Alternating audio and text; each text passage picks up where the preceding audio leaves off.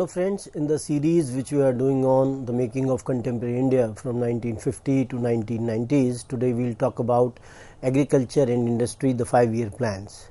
As we are aware that after independence, when the colonial rulers they left India, and India witnessed a lot of problems, and not only in the agrarian sector, but because of the colonial rule, we find that the indigenous industries could not develop to that extent, and the exploitative character of the colonial rule was very evident not only in the economic sphere but also in other sectors as well. So we find that the problem of unemployment, the problems relating to the issue of poverty, and a lot of backwardness in the various sectors of the economy could be seen. And we find that no kind of development in the agricultural sector in the context of the modern machines could take place. So in this context, we see that how independent India tried to initiate some kind of reforms in the agrarian sector, in the framework of the land reforms, and also in the industrial sector, where thrust to development could be given. So in that background, the task of the people, those who were associated, became a bit challenging, and they had to overcome all these kind of challenges which were posed by the backwardness of the Indian economy and the problems which were there in the Indian society as well. So in the course of our discussion, we will try to focus on the issue of the 5-year plans, that how various 5-year plans, their focus in the different years, and at the same time the kind of achievements, in that sense that we have to keep in mind the kind of background, and that how India tried to prosper in the background of the colonial rule, and the legacy of the colonial rule was in the framework of the poverty and the backwardness of the Indian economy. So some of the readings which one can refer is Bipin Chandra's India After Independence, Ramchandra Guha's India After Gandhi, B.L. Grover's An Introduction to Modern India. So these are some of the readings which one can refer when one is talking about the contemporary India and the kind of agricultural problems which were there during the colonial rule, and thereafter how India tried to overcome such kind of problems, and the problem of the famines which was also there, and all these kinds of problems where India did not have the resources where the population could be fed, and it had to borrow the food grains from US and other countries. A lot of imports also took place during this time. So in the context of the kind of challenges which we see is how in the Indian the kind of changes which were there in the Indian economy, and poverty was one of the prime concerns in the Indian economy. Apart from that, we find that in the social framework, the caste and gender inequalities which were there,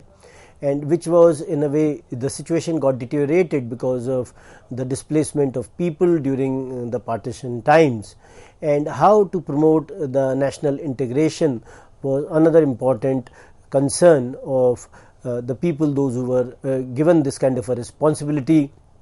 those who had that kind of a mandate. And all this was to be done in a kind of a democratic and civil libertarian society, and so much poverty was there in the Indian society. From the modern point of view, the way the education system was disintegrated during the colonial period, and the Gurukul system, etc., that got disintegrated during the colonial times. And what Indian society had to do, had to take up English education in many areas, and even that English education was not available for everyone. So this kind of a situation where the culture, the kind of practices of a society, they were being supplanted by a foreign country, and they also tried to portray that how the Indian society and the economy, all of them, they were backward when they were being compared to the Western societies, and how Indians, they were being treated as non-civil or uncivil in some way, and at the same time they were treated as barbarians, and this kind of a myth was perpetrated that how British they had to bring civility to the Indians. So in that particular kind of a background, when India became independent and it had to fight the kind of challenges which were there in the society, we find that poverty, illiteracy, unemployment, all these problems, they afflicted the Indian economy, and there was no developments in the agriculture and industry. Some kind of a development took place in the earlier part of the 20th century, especially after the First World War, and this created some kind of a conditions where Indians could take their economy in a forward manner after 1947. So we find that colonialism as a structure, it created that kind of a distortion in the Indian economy and the society, because of which you find there is a kind of a rupture between the various sectors of Indian economy, and they are getting articulated with metropolitan economy in a dependent manner. So when you tend to understand this kind of a phenomena, because of which it made the future transition to self-sustained growth, it became much more difficult. So that was the kind of structure of colonialism, and because of which it created those kind of distortions in the economy and society, and to go over to in a way resolve such kind of distinctions was one of the prime concerns of the people, those who were assigned this kind of a work. When one tends to understand the Indian economy, then we also find that between 1914 and 1947 some kind of a Indian owned and controlled industrial sector or some kind of a base had emerged during this period, and we find that the people those who were associated in this particular sphere, the Indian capitalist class, they in a way tried to seize the kind of opportunities which were being provided to them, which were being created by them because of the weakening of the imperial stranglehold during the two world wars and the Great Depression of 1930s. So we find that during the two world wars and the Great Depression, which began in America in 1930s and in 1929 to be specific, and thereafter it spread to other economies of the world. So there were certain opportunities which were in a way utilized by the Indian capitalist class, so that some kind of a system or some kind of a foundation in the context of the industrial sector could be established in India. And we also realize in the framework of India that when India became independent, after that the Indians, they did not try to be dependent on their mother country in some way. Rather, they did not want that a kind of a setup where the multinational corporations shall rule them in the economic sphere. That should be there. So their focus was on some sort of a mixed economy in the public private kind of a partnership. In that sense, a partnership, not a partnership, rather public sector and the private sector, they both of them, they will coexist in that sense, and the government will take care of the public sector, and the private sector will also be given some sorts of benefits by the government so that they can also flourish. So we find that especially after 1914, when the Indian entrepreneurial class, they were trying to compete with the Europeans and with the foreign imports, and they were able to capture the markets for the industrial produce in India, and in some other sectors of the economy like banking, life insurance, etc. So they were able to create or their mark, they were able to establish their mark, they were able to get the kind of a share in these sectors of the economy as well. And we find that in the case of India, the situation was such that the economy did not get pushed into a neo-colonial situation, and even when the formal political independence of India was achieved, the colonial economy continued to be essentially dominated by the metropolitan interests. So it was not the case in India, it was the case with other countries. So in the case of India, the the foreign economy or the mother country was not able to dominate the economy after the independence. Rather, Indians, they were more into the handling of the economy, and they were able to contribute in that sphere by not taking help from their colonial masters, former colonial masters. And we see that how when you have that kind of an organizational skill among the entrepreneurs, and these entrepreneurs they definitely played an important role over a period of time, and where the planned development of the economy could also take place. We also have to keep in mind that when you have high degree of concentration and consolidation during the colonial period itself, and to emergence of large scale business conglomerates like Birlas, Tatas, Singhanias, Dalmias, Jains, etc. This also happens in the Indian economy during this time, and they had their own interest in different areas like trade, banking, transport, industry, and they were able to establish their own dominance in that context, and they were not in a way trying to get anything from the foreign capital, or and because of which we find that the industrial base of the economy got strengthened. So we also have to keep in mind that India was under the colonial rule for nearly 200 years, and in these 200 years so much was extracted from the Indian economy and society that India was not left with much, and an economy which was very, very huge in 19th century before the arrival of the British, that how it was contributing to the world trade, and this trade shrinked over a period of time, and a lot of money was taken away from India in the framework of drain of wealth, and how British they imposed themselves on India in varied ways. So when you try to understand the situation of India and the kind of role which was played by the policy makers, so they had different kind of interest for the different kind of ideas with regard to safeguarding the interests of the Indians, and one of them was to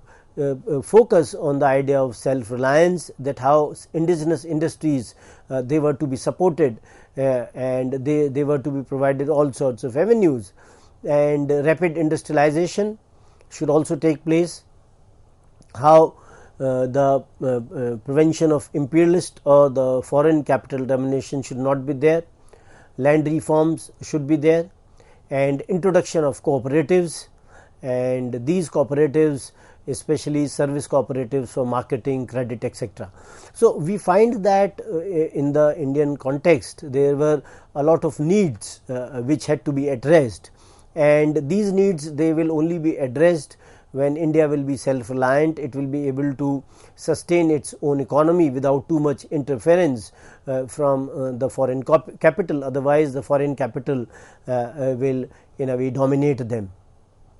We also find that this kind of model which was there in the context of industrialization, it had to also depend on the import substitution, that how the capital goods industries they had also to be developed. In the context of the agrarian sector, we have to see that the land reforms had to be carried out in the context of the abolition of the zamindari systems, and there was a need for the tenancy reforms, so that equitable distribution of wealth in the society could be seen, and there is a lot of equity in the society as well. So we find that all these kinds of challenges they had to be taken up, and the government in a way tried to introduce cooperatives, and these cooperatives their role in the context of the marketing, credit, etc. was to help that section of the society which was in a way marginalized, which was also living in the rural areas as well. And we also find that this idea of equity, where a lot of issue of welfare was also there, that how the policies of the government they had to be pro-poor in nature, and any discrimination which was to be in the positive discrimination or reservation was to be given to certain sections of the society, scheduled caste, tribes, women, etc. so that their situation can improve over a period of time. And the state had to play the prominent role or the central role in terms of promoting the economic development, including through the direct state participation in production process through the public sector. So we find that the role of the state in that context in terms of promoting the economic development and how through the public sector will play an important role, where the state will try to be as welfare as possible, and the various sectors of the economy are going to benefit when the state will try to hold the public sector in a way where the investments will come from the government, and at the same time the people, they will also be provided the government jobs at the same time, and the essential commodities etc. or the basic industries, the government will have a lot of say in these sectors of the economy. And we find that this kind of an industrialization was also to take place within a democratic and civil libertarian framework, because India was committed to the idea of democracy and idea of equality and equity.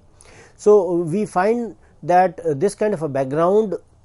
was also there in the Indian context when India became independent in 47. Even before that, FICCI, N.R. Sarkar, who was the president of FICCI in 1934, he says that the days of undiluted laissez-faire are gone forever. So the people, those who were even concerned with the industry, people like N.R. Sarkar, who was the president of the Federation of Indian Chambers of Commerce and Industry, FICCI, he had this kind of an idea that laissez-faire should not be there, the idea of free trade should not be there, and a country like India where there is some kind of a plan of economic development, all sectors of the economy, all aspects of the economy, industry, banking, finance, agriculture, all of them, they had to undergo this kind of a development, and National Planning Commission, some sort of a issue or some kind of a body with a National Planning Commission was to be taken up, and it was very essential that this kind of a framework is in a way initiated, so that some kind of a structural break with the past could take place. And that is how you see in 1938 National Planning Committee was set up, and it in a way deliberated and drew up some sort of a comprehensive plan of developments, and through its various subcommittees producing 29 volumes of recommendations. So we find that the role of state would be very, very important in that context, and the people, those who were the main players, they had to have some kind of a wider consensus around the notion of the role of state, and how the role of state would involve not only proper use of fiscal, monetary and other instruments of economic policy and state control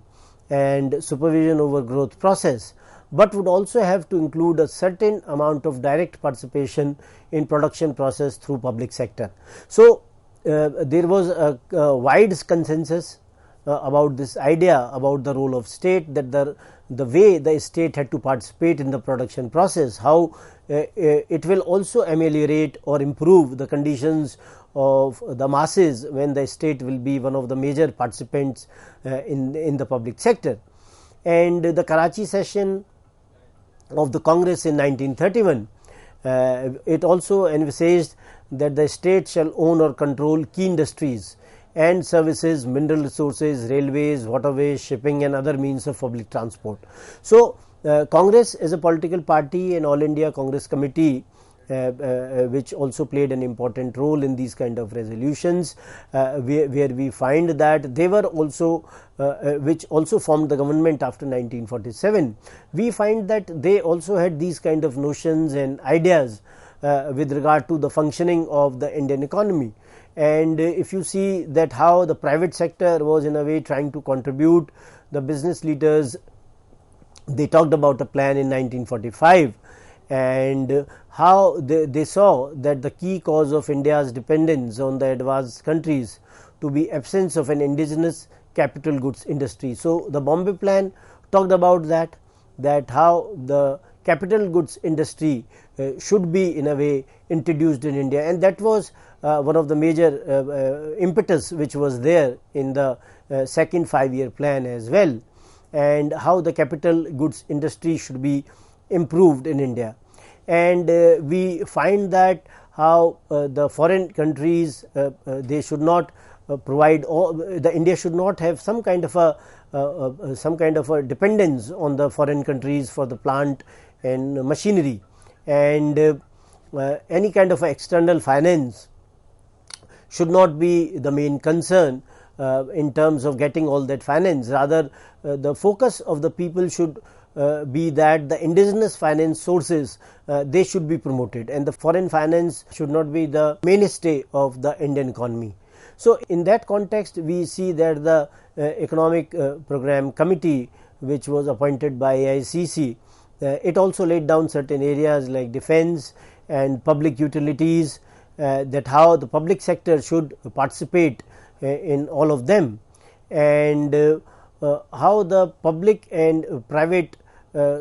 spheres, where the public sector as well as the private sector they have their own spheres, and in the sphere of the public ownership the role of the state was very, very important. And we find during this time that how the 1948 industrial policy resolution,